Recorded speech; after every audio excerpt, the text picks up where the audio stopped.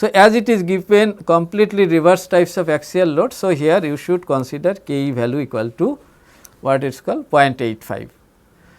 Now, the ultimate tensile strength of the weld metal is given as 450. So, ultimate strength is given. So, here I am writing sigma ut is 450 MPa. This will be required for endurance strength calculation, as well as this will be required for finding out what? Finding out the you can say one factor, what I am telling, understand, surface quality factor, that means K A.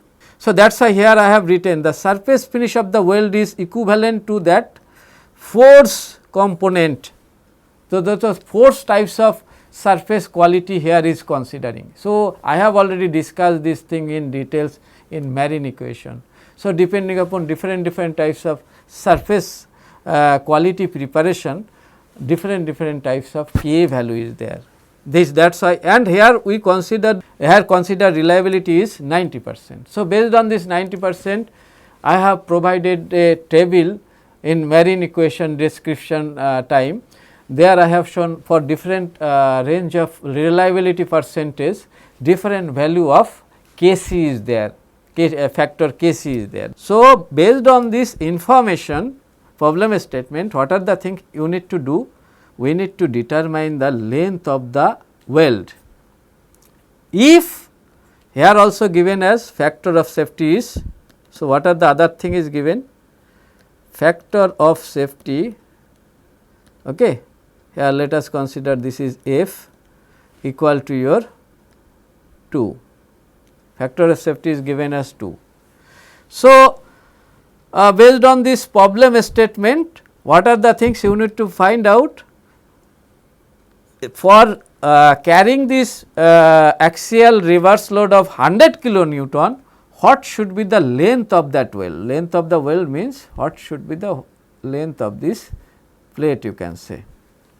That means you need to find out. So, length of the weld L we need to find so that it can sustain a load of what it is called 100 kilonewton plus minus 100 kilonewton axially for infinite number of cycle. Infinite number of cycle means it will be based on the design, based on what?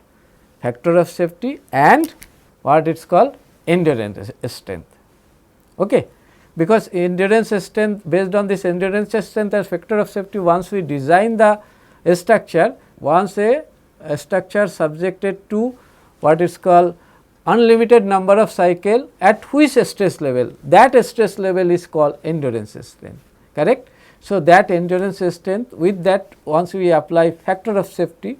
So, based on this thing, generally whatever the dimension will find, that will give us infinite life cycle, or you can say unlimited life cycle of that structure. That means, it will not fail due to fatigue, that you can say. So, here factor of safety is given as 2, as well as based on the information, like based on surface finish, it is a force types of surface finish and ultimate strength of what is called 450.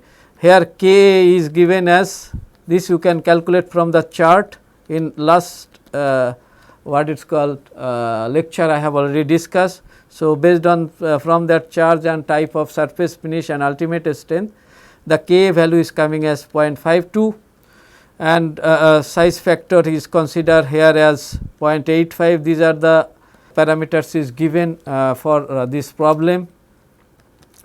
Kc is reliability factor. Based on this 90% reliability factor, from the table we got that 90% reliability factor on it is, then it has a Kc value which is 0.897. Okay. So, this information is now known to you. Okay. Now, you need to find out first actual endurance strength. So, based on the marine equation, what is the formulation for endurance strength AC? We know that is equal to your K, Kb, Kc, Kd, Ke, Kg into Se dot. Now, first of all we should know AC dot. What is AC dot? AC dot generally, as it is a you can say ductile types of steel material, that is why here generally you can say for steel material it is 0.5 into S ultimate. This you should keep it in mind.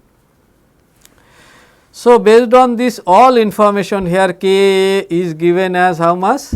K is given as 0.52, KB is given as 0.85, KC is given as 0.897, then KE as axial load factor, this KE is given as what, 0.85, then kg, what is kg? Kg is generally, you know, always you should keep it in mind, kg is equal to your 1 by actual or fatigue stress concentration factor. So, for this reinforced bar to end Kf is 1.2. So, here kg will be 1 by 1.2, this you should keep it in mind. Okay.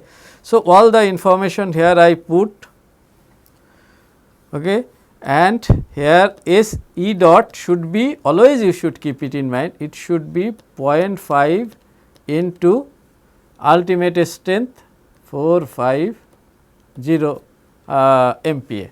MPa means Newton per millimeter square, this you should keep it in mind. So, this will give us a what it is called value of this endurance strength is equal to, directly I am putting 63.19 MPa. So, this is the endurance strength we find. So, endurance strength for this material, here Kd is considered here 1, because this Kd is, I explained this thing, it is a generally temperature factor, temperature effect factor, that means. So, as it is here temperature is considered as room temperature, that is why what happens here Kd is considered is 1, always you should keep it in mind. On some information temperature and other thing, this types of will not be there, then that factor you can consider as 1. So, depending upon your problem information, you need to decide the different factor, this you should keep it in mind. That is why here Kd we consider as 1.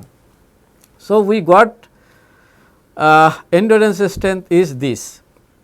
Now, what should be the allowable stress? Now, here allowable stress for fatigue design, you can say, will be generally considered as, let us I am representing SA, allowable stress. This will be, always you should keep it in mind, if the factor of safety is given, then allowable stress will be endurance stress divided by factor of safety. If factor of safety is not given, or if it is considered as 1, then allowable stress will be equal to, you can consider as endurance stress. This you should keep it in mind. So, here, so what is the allowable stress, or this is also sometimes called permissible stress also. Permissible stress also, this you can consider, allowable stress or permissible stress. So, this now I am going to calculate. So, this will be your 63.19 divided by what? Factor of safety is given as 2. This will give us a value of 31.6. Okay. This is MPa. Now, allowable stress we calculate. Now, we need to find out what is the length of the weld, so that it can sustain a load magnitude of 100 kilonewton. Okay. So, allowable stress here you see, what should be the allowable stress, how to calculate the stress, here you see the load is acting axially P. So, here we need to consider in this bar weld, we need to consider, you see, the cross sectional area which is generally perpendicular to the applied load. So, here the cross sectional area, here generally cross sectional area which is responsible for applied load generally this P is acting this way, correct, this way it is acting. Here what should be the length value, this L means from here to here, what should be the length of weld, so that it can sustain that what it is called reverse axial load P equal to its magnitude P equal to 100 kilonewton is given. Okay. Stress is equal to load divided by what? Load divided by cross sectional area. So, here in this case, which cross sectional area is responsible for this stress generation, this you should keep it in mind. Always you should keep it in mind. Here the cross sectional stress will be P by length of the weld into thickness of the plate, or you can say throat thickness of the weld. Always you should keep it in mind, throat thickness of the weld is, in case of bar weld, is thickness of the plate. So, throat thickness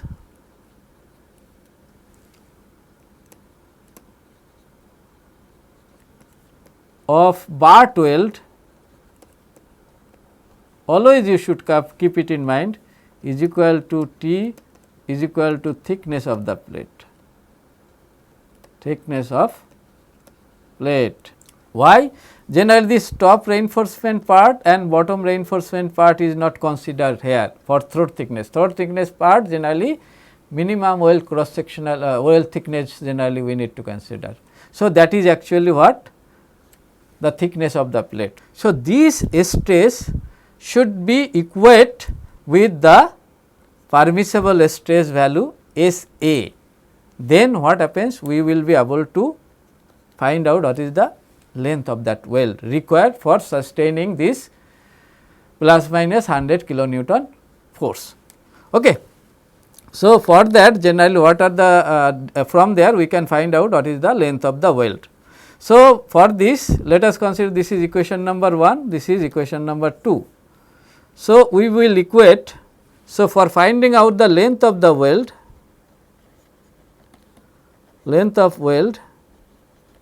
for finding out length of weld, what we will do? We will equate equation number 1 with equation number 2. So, what is equation number or you can say equation number 2 with equation number 1. So, here P divided by L into T should be equal to your 31.6. What is your P value is given? Magnitude of that load is given as 100 kilonewton. So, 100 kilonewton I am writing is 100 into 10 to the power 3 Newton. Length of the weld is L and thickness is of the plate is 25 is equal to your 31.6. So, based on this information we will get L is equal to 100 into 10 to the power 3 divided by 31.6 into 25. What I am telling, understand. So, if we calculate this thing, it will give us a value which is equal to 126.58 millimeter. So, length of the weld, if this length of the weld L equal to 126.58 millimeter, then you see this welded joint specimen or this component will not, this mechanical component will not fail due to this reverse types of axial loading. So, it is a infinite life design, you can say one types of infinite life design problem. This we will discuss more details also. That means, so this Minard's equation here I have shown is applying for what it is called finding out the design length of a specimen. Okay. So, let us some other problem here it can be. Here let us consider your length is given. Now, you need to decide what should be the thickness of the plate for these types of joint configuration. They are opposite.